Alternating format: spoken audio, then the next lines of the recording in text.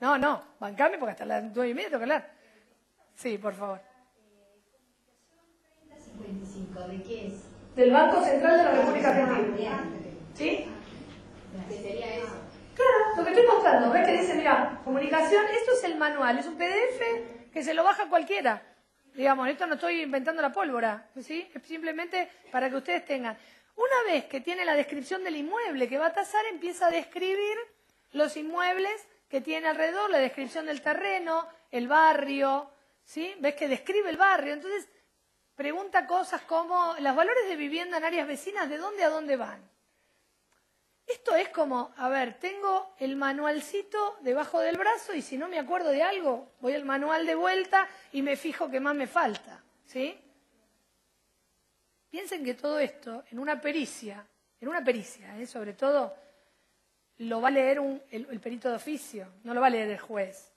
Digo, el perito de oficio es un colega igual que nosotros. Entonces, lo que vamos así a hacer y que tenemos obligación de hacer es poner una conclusión frente a esto. Como yo concluí recién que el terreno que estábamos evaluando era un 23% mejor que el primer antecedente y un 6% menor que el segundo antecedente, esa es la conclusión que tengo. Es decir, hay que poner eso, no alcanza con poner datos y nada más. ¿Ok?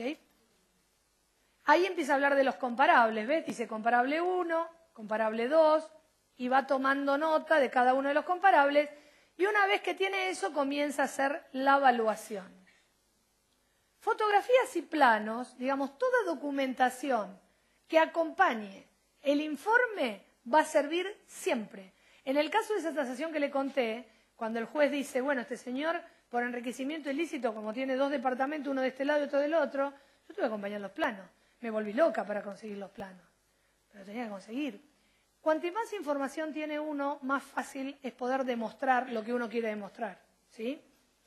Bueno, como les decía, ahí sigue el informe de tasación, el propósito, el teléfono del tasador. Bueno, como les decía, yo quería mostrarles cuando se hace una no metodológica, que la voy a pasar rápido para que no se me duerman, que tiene muchos dibujitos, viene a ser casi lo mismo que la del Banco Central, pero tomándola para a priori para uno, ¿sí? La tasación no metodológica no tiene método, es simplemente una lectura de los comparables y el conocimiento de lo que es su antecedente. Esta tabla que está acá es la del Tribunal de Tasaciones de la Nación. Esa tabla del Tribunal de Tasaciones de la Nación es interactiva y está en Excel, es decir, que si uno llena, esta es una foto nada más, es decir, que si uno empieza a llenar estos datos y empieza a llenar todos estos datos, esta es para evaluación de departamentos, que lo vamos a ver mañana, automáticamente me empieza a tirar los valores unitarios. Así que si quieren practicar y divertirse, Tribunal de Tasaciones de la Nación, después les digo cuál es la norma porque ahora no me la acuerdo, pero es una norma determinada del tribunal, cual la pueden bajar y ese Excel lo pueden ir llenando. Ahora, llenar un Excel lo puede hacer cualquiera. La verdad que empiezo a poner valores. Ahora, la realidad es que tengo que llenarlo coherentemente con un valor que sea real y que yo conozca, ¿sí? Esa tabla que hablábamos con vos es interactiva y está dentro del tribunal y las normas del tribunal. Mañana la vamos a ver esta, un poco más reducida en función de la didáctica, pero para que ustedes se lleven también cómo vamos a hacer la evaluación de un terreno. Esto es mi querido Parque Centenario en la ciudad de Buenos Aires. El Parque Centenario, en una época de su vida, era una cosa muy parecida a esta. Hoy tiene el 3% de los árboles menos, el lago ese casi ya no existe, y la relación circundante es otra. Cuando me piden tasaciones predatadas, o tomo tasaciones de medianería predatadas, porque tengo que saber en qué situación estaba el muro, el gobierno de la ciudad de Buenos Aires tiene un material fotográfico, en el caso del gobierno de la ciudad de Buenos Aires, muy importante.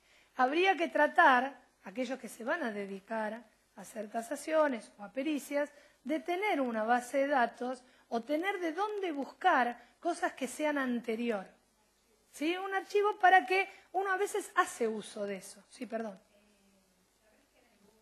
Hace poco yo no soy muy conocedora Muy experta, de los programas y todo eso, pero está el Google, ¿cómo se llama?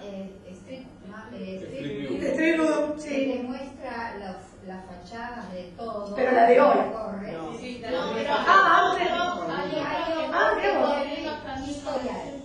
mira qué piola. Bueno, estamos bien, porque hasta el año pasado no teníamos ni Street View, así venimos bien con el Google Earth. Pero bueno, la idea un poco de mostrar esto es qué cosas yo tomé para poder hacer una tasación no metodológica. ¿Por dónde empecé? Y empecé por esto.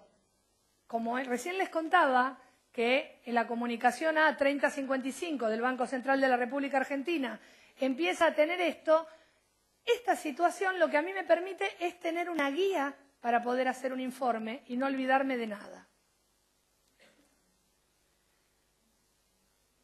Todo esto tiene que ver con el gobierno de la Ciudad de Buenos Aires, ¿no? Pero ustedes tienen el mismo código, no igual que nosotros, capaz un poco más pequeño, pero de todas maneras las zonificaciones y los mapas son muy referenciales para poner en dónde está nuestro lote, porque la superficie edificable, la aptitud cuantitativa, tiene que ver con esta distribución de las zonificaciones.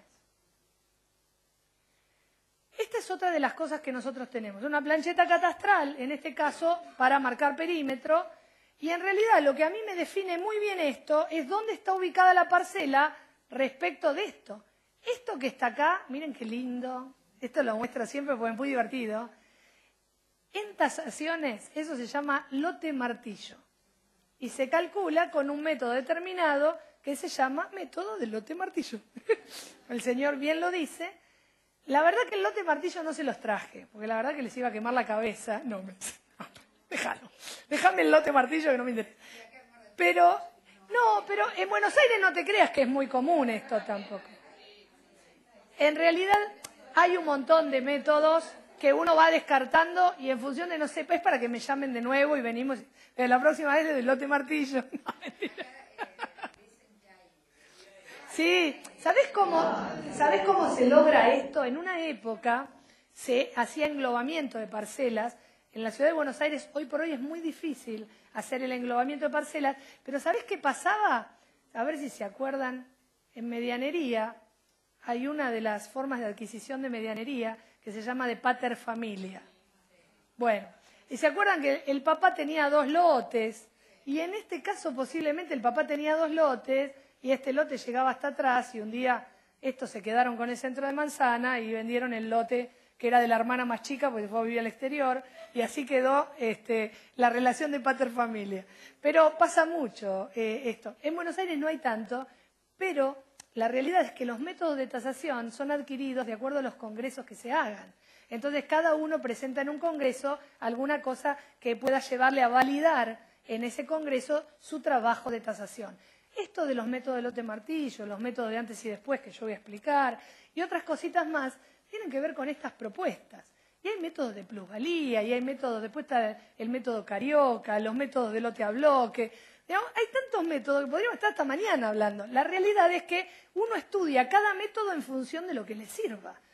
Cuando vos tenés el panorama general de qué se trata la tasación, a partir de ahí podés empezar a utilizar los otros métodos, más específicos, más ingenieriles algunos, con fórmulas, y otros más simples. La idea era traerles algo simple para que podamos saber, sumamos, restamos, multiplicamos, dividimos, se terminó, hasta acá llegamos.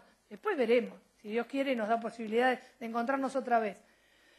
Bueno, esto era una historia del meandro de la Ciudad de Buenos Aires. El meandro es una parte del riachuelo que entra en la Ciudad de Buenos Aires y bueno, tiene mucho que ver el tema de orillas y el tema del camino de Sirga porque la gente empieza a ocupar sectores en el camino de Sirga que una vez cuando el riachuelo o los ríos o los arroyos crecen, digamos, están pidiendo que sus casas se inundan. En realidad se inundan porque en muchos de los casos están en sectores que no deberían estar. Bueno, esto si se tasa de alguna manera tiene otro valor. De hecho, las fábricas que están por acá y que han respetado en algunos casos el Camino de Sirga, hay otras que no respetan nada, ¿sí? En la Ciudad de Buenos Aires y en la provincia de Buenos Aires. Y entonces, cuando yo empiezo a tasar el valor inmueble de esa propiedad, tengo cuestiones en contravención. En contravención con el 8012 de la provincia de Buenos Aires o en contravención con el Código de Planeamiento de Edificación de la Ciudad de Buenos Aires. Lo mismo pasa con los pH, cuando hablábamos hoy de los pH. El típico pH es me hice arriba la piecita. Entonces, ¿cómo taso la piecita de arriba? Si la piecita de arriba está en contravención. Porque en realidad en un pH vos necesitas la firma de todos los que intervienen en el pH para poder hacer una ampliación. O le sacaste foto y te lo estás comiendo vos cuando los demás no... Complejas esas cosas. El inmobiliario no le importa que está en contravención. El inmobiliario no le interesa eso. ¿Cuántos metros cuadrados hay? ¿120? ¿Y 20 son de la piecita? No me importa. Hay 120. Pero la realidad es que uno como profesional tiene la obligación de declarar la contravención. Lo mismo pasa con los balcones cerrados. Entonces tenés que declararla. Y sí, cuando haces la cuenta de la tasación, que lo vamos a ver mañana, balcones se calcula al 50% o al 33%, depende de la situación del balcón, cubierto o semicubierta. Ahora, si yo el balcón lo tengo copado con toda una construcción, ¿cómo lo calculo? ¿Como metros cuadrados? Y entonces va a venir el del consorcio y me va a decir, señora, discúlpeme, usted paga despensa sobre estos metros cuadrados. Ahora tiene estos metros cuadrados, mira vos. Y en realidad lo agarra de una oferta inmobiliaria que sale en cualquier canal de los de Internet, y vienen todos los demás consorcistas a decirte, ¿vio que despensa pagaba 10? Ahora va a pagar 10,25. Claro, ¿me entendés? Entonces, hay un tema con todas las situaciones en contravención, se da sobre todo en la Ciudad de Buenos Aires, que tiene mucho de eso porque el valor suelo es muy alto, entonces hay que tener bastante cuidado con esas cosas. Yo creo que en una declaratoria de peritaje, cuando uno hace la tasación de peritaje, debe tenerlo en cuenta y si lo hace para no una declaratoria, para la venta, debe aclararlo por lo menos al comitente. ¿Sí? Bueno, nada, estas son fotos de Buenos Aires que a ustedes les importa un bledo, pero características del entorno, algo que yo también pongo y que tiene que ver con estas cuestiones que me plantea los amigos del Comunicación A3055 y que tomo para ir contándole a un juez en dónde estoy. Cuando yo empecé esta charla dije que cuando uno tasa, arma un informe de tasación como contándole a la prima o a la amiga o al amigo a dónde se mudó. Es exactamente eso, la única diferencia es que acá lo escribí. Bueno, esto es la cárcel de Devoto. Devoto en Buenos Aires es una zona muy importante y de muy alto poder adquisitivo. Ahora, alrededor de la cárcel, que la están tratando de expropiar, sacar, digamos, que aparte realmente ya no tiene sentido que la cárcel de Devoto esté en el medio de una zona urbana. Lo que pasa es que antes Devoto era ya Devoto, qué sé yo.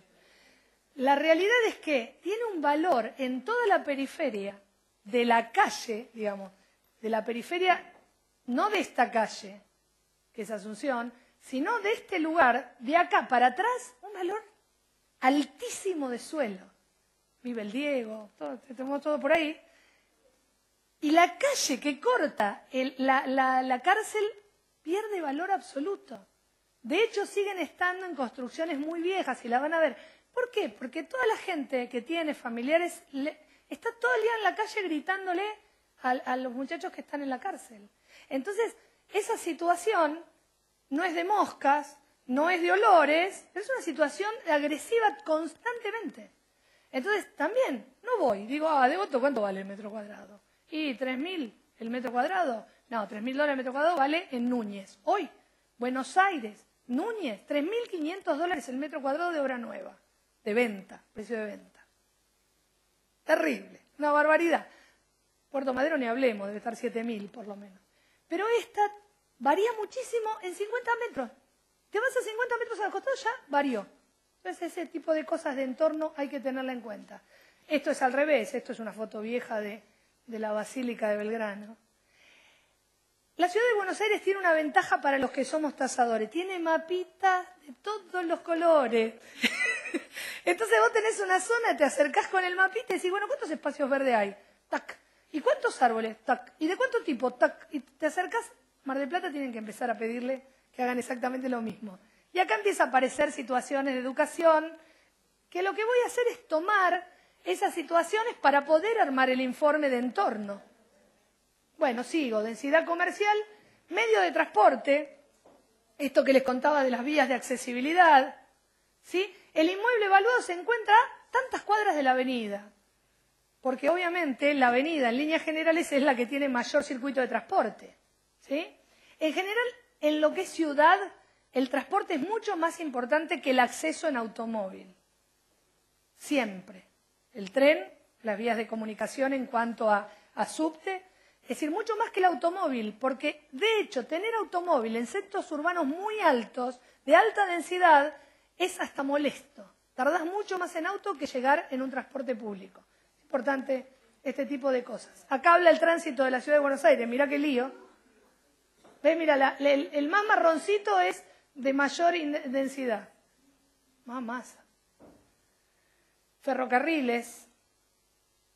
Tipologías y categorías. Cuando entra en este punto, y tendría que llamar a Laura para ver algo de historia, porque casa tipo americana es el chalet californiano. Lo que pasa es que, a ver, el Tribunal de Tasación de la Nación se hizo en el 78, 76 en realidad se inició, y está bien, las tipologías de vivienda, todavía seguíamos con tipologías de la casa chorizo, la tipología de la casa americana, el chalet californiano, digamos, toda esa situación habría que empezar a cambiarla. La casa, ¿ves? El departamento de pasillo, los departamentos que no tenían ascensor, que eran de 3 pisos sin ascensor. Entonces hay toda una situación que tal vez en lugares, yo no creo que acá en Mar del Plata se dé porque es más nueva todavía, pero en algunos lugares del pueblo puede que se dé más. Entonces varía la situación de la tasación. Hay que empezar a ayornarse, van a leer cosas en el tribunal que con agua caliente, sin servicios centrales, con servicios centrales. Hoy el que tiene servicios centrales dice no compré ese departamento, pues es un desastre. Pero en una época de la vida el servicio central era categoría. Bueno, ese tipo de cosas, ¿ves? Este tipo de vivienda, tipo chorizo, el dúplex típico, que no deja de ser un PH, ¿sí? Porque en el mismo lote tengo 2 unidades funcionales, las viviendas multifamiliares, el chalet que tiene de todo, yo digo siempre, el chalet del no arquitecto. Ves que dentro de todo está un poquito mejor, pero aquí poneme las columnas, haceme el bow window, poneme la balustrada, tirame todo en esa casa. ¿Por qué no te hago 2 o 3 y lo vamos repartiendo? Bueno, todo en esa casa. Este es el barrio Los Andes, en Chacarita, en la ciudad de Buenos Aires. Y acá quiero detenerme solo una cosa. Los coeficientes de diseño o de obras que son patrimoniales no están definidos por el tribunal. Tampoco están definidos en ninguno de los libros de los ingenieros, porque a los ingenieros lo patrimonial no les importa nada, ¿sí? Solo a nosotros nos importa lo patrimonial, a los arquitectos y gracias a Dios, y a algunos otros que les gusta el arte. Bueno, y algunos. En realidad el barrio Los Andes es un barrio de Fermín Beretervide, un barrio que es maravilloso para verlo, para ver su construcción, su hábitat, su tipo de materialidad, y vale porque es de Beretervide. Entonces, cuando vos vas a tasar un barrio de estos, o un departamento en un barrio de estos, vale porque es ese barrio. Y tiene entonces un coeficiente más, que es ese coeficiente de diseño. Como si vas a algún edificio de diseño de algún diseñador importante, ¿sí? Los edificios de Mario Roberto Álvarez en la ciudad de Buenos Aires tienen, los que son de vivienda, son mucho más caros que cualquier otro. Igual que los de Eisen son mucho más caros que cualquier otro. Entonces también hay un coeficiente que no está aplicado, pero que yo no puedo aplicar. Y yo digo, bueno, a ver, para mí este departamento vale más porque está dentro del barrio Beretervide y es un barrio histórico, el de Los Andes. Entonces puedo agregarle eso. Entonces, ¿qué quiero decir con esto? Yo puedo sacar y poner coeficientes, porque a mí me parece que tiene un valor agregado, una plusvalía, porque tiene una característica histórica. Y entonces a mí me interesa que se refuerce esa característica histórica. Bueno, mapita de la Ciudad de Buenos Aires. Y acá empieza a lo que yo voy a contar mañana, después de que hagamos el ejercicio de terrenos, que es, ¿qué pasa con, ya pasé, ya estoy en el edificio, ya pasé el entorno, ya salí, ya vi cuál es tu aptitud cuantitativa, cuál es el valor de FOT que puedo tener para ese terreno, y ahora digo, bueno, ahora me paro en el edificio. Entonces empiezo, y esto es del tribunal, porque dice torre entre medianera, y en realidad sería semilibre, libre, ¿sí? Los arquitectos hablamos de otra manera, semitorre, no, semilibre, no es semitorre. Bueno, no importa. Pero es medianera, semilibre, semilibre. Bueno, en realidad para nosotros esto es lo que deberíamos tomar cuando me paro frente al edificio. Todavía no entré, me paré. ¿Es entre medianera? Sí. ¿Es edificio libre? Sí. ¿Es entre torre? ¿Tiene basamento construido? ¿No tiene basamento construido? Digo, todo eso va a variar. ¿Tiene cocheras? Buenos Aires, como supongo que acá el centro de Mar del Plata, si no tiene cocheras, hoy morís. ¿A dónde dejas el auto? Es imposible. Entonces, eso tiene un valor agregado. Cuando vos salís a buscar propiedad, hoy con amenities, ¿sí? Con Zoom, esas cosas que veíamos en la facultad y que no se hacían, ¿viste? En la facultad veíamos Zoom, ahí con Mario, que yo cursé con Mario en la facultad, veías con Zoom y ahora todos tienen Zoom. Ahora si no tienes Zoom no lo comprás. ¿Qué? Claro, depende. Bueno, pero el valor, sí, pero el valor sí se mantiene. El problema es que ahí no podés pronosticar cómo se va a dar el mantenimiento. Si vos tenés un mantenimiento de un edificio con amenities que se le da el mantenimiento correcto, suma una plusvalía a tu unidad funcional. Ahora, si ese mismo amenity se le da un mal mantenimiento, la baja, porque te genera expensas altísimas. Entonces, bueno, hoy buscas con amenity, que tenga un gimnasio porque te querés mover de tu casa, que tenga pileta si puede, con cochera. Todas esas cosas, una fortuna en Buenos Aires. Pero bueno, la verdad es que uno siempre va a apuntar a algo más. ¿Sí? Antes se apuntaba a tener dependencia. Todo el mundo quería tener departamento con dependencia, porque quería tener a alguien que lo ayude. Ahora nadie quiere tener dependencia. Las dependencias no existen. Entonces va variando. Entonces se transforman los coeficientes, en algunos momentos, en obsoletos. Porque hay obsolescencia en la función que le puedo dar a ese edificio. Bueno, por acá empieza con el edificio. ¿Cuántos pisos? Porque van a ver que los coeficientes dependen por el piso, dependen de la ubicación donde esté la planta, eso lo vamos a hablar mañana. Pero tiene todo que ver si tiene o no locales comerciales.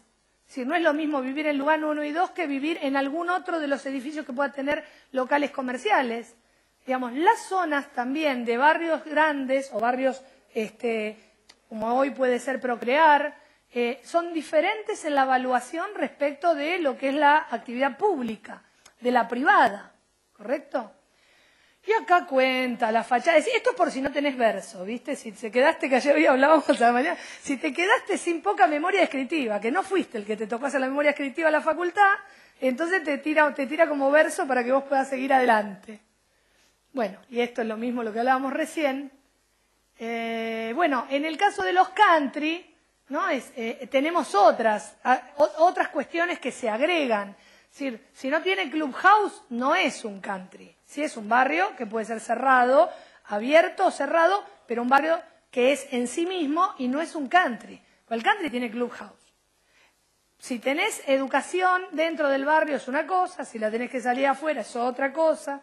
Yo digo, ahora que se dio todo esto, en una época se fue todo el mundo, ahora vuelve todo el mundo otra vez. Acá la antigüedad y el estado de conservación, fíjate que acá se arroce a Heide que ni lo nombra. No le importa. Dice, la antigüedad del edificio del cual forma parte el departamento conductiva, esta tasación es de 50 años, suponte. Recibió modificaciones parciales y en general si le hicieron el hall de entrada, le cambiaron las bombas, pues así. Le arreglaron la terraza 10 veces y le sigue lloviendo la del 10º. El estado de conservación es bueno, a veces sí, a veces no. ¿Sí? Los vicios visibles de construcción. Más. Bueno, los vicios visibles de construcción, obviamente, si pasaron 50 años y tiene vicio visible de construcción, matate. No comprés, bajale el valor de la tasación, porque ya no sirve. Sí puede tener un vicio aparente, momentáneo, pero un vicio oculto, después de muchos años, imposible. En realidad, seguramente por falta de mantenimiento, no por otra cosa. Y ahí entramos en patologías, ahí ya empezás a ver otra cosa. ¿Qué ventaja sobre los martilleros? ¿Qué ventaja? Saber mucho de patología. Entonces la evaluación es distinta. Digo, para hablar bien de los arquitectos. El arquitecto en realidad tiene eso. Tiene una formación sobre la patología, si tiene expertise, la tiene sobre la dirección de obra y conoce de obra. ¿Cómo? En el caso de un peritaje, no en desarrollo inmobiliario. Tengo un video que si llegamos lo vemos, que es de uno de los inmobiliarios más importantes de Buenos Aires, con uno de los desarrolladores más importantes de Buenos Aires, y el inmobiliario le cuenta cómo evalúa él un terreno para vendérselo al otro. 20 minutos. Después, si llegamos lo vemos. Está bastante interesante. Y los dos son muy divertidos hablando. Pero, digo, el arquitecto no tiene valor comercial cuando hace un peritaje. Ahí es más ecuánime. Cuando vas para un inversor, ahí ya cambia. En realidad deberíamos tener un poquito más de valor comercial, que siempre nos cuesta cobrar honorario. Interés. Interés no. Bueno, esto mostraba el pasaje Barolo sobre Avenida de Mayo para mostrar que un edificio, aunque tenga más de 100 años, puede tener perfectamente una situación de estado maravillosa. Bueno, sigue con todo esto. El porcentual de obras es si hay porcentual de avance de obra en el caso de que no sea una obra terminada.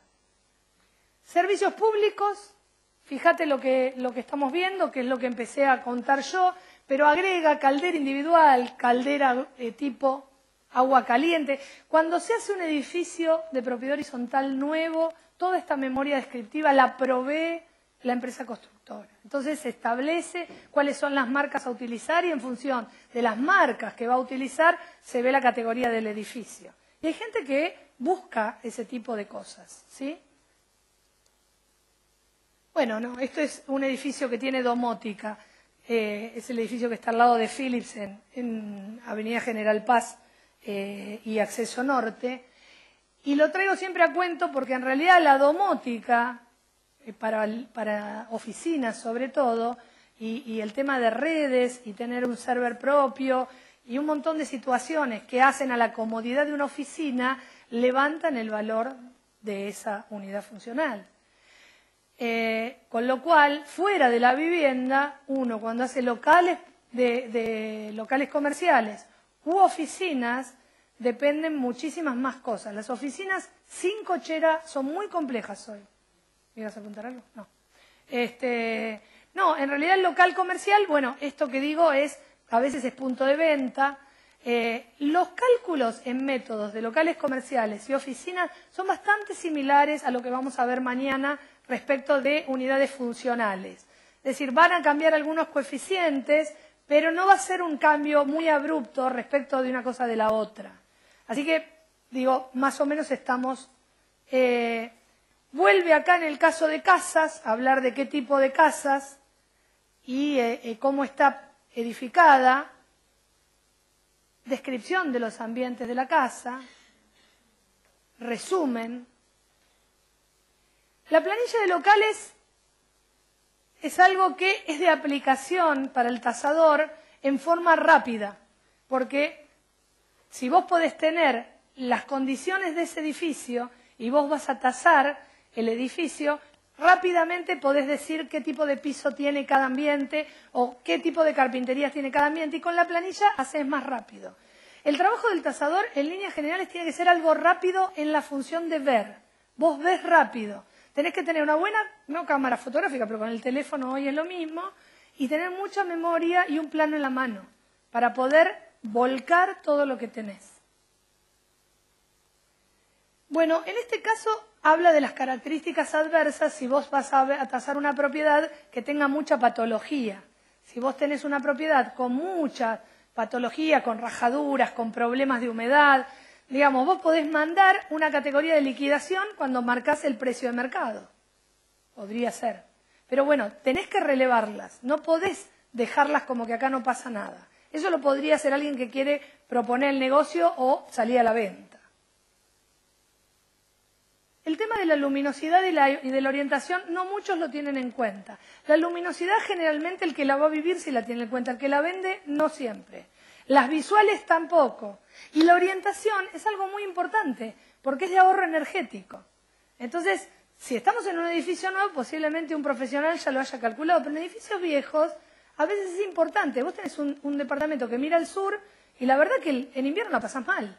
Digamos, tenés un gasto de sobremanera sobre todas las instalaciones termomecánicas o con el gas.